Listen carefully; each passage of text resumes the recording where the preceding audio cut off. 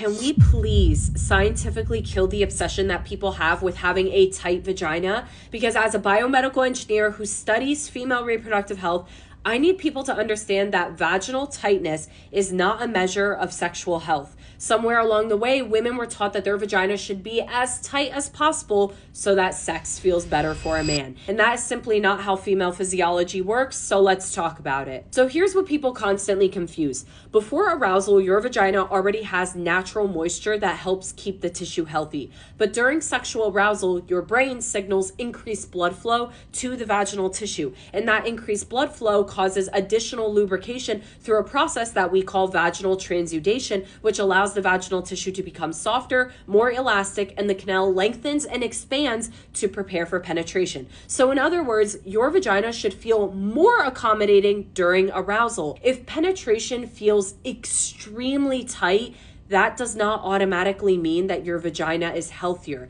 In fact, sometimes it means that your body hasn't had enough time to become fully aroused, or other times it can be because of an overactive pelvic floor, which is another thing that irritates me that the internet gets wrong.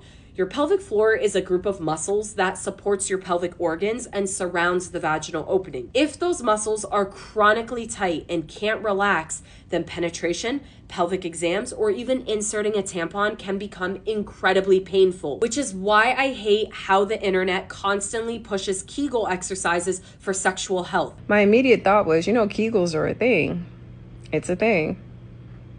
Like, you don't know how to grip it?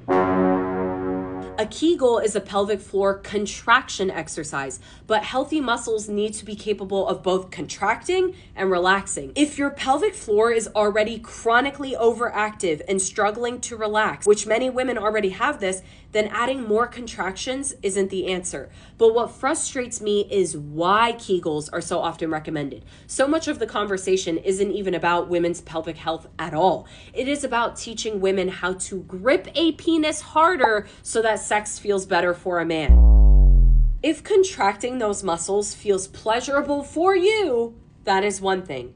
But women should not be taught an exercise they might not even need so that they can spend their time during intercourse clenching their pelvic floor because someone convinced them that that is how you keep a man. So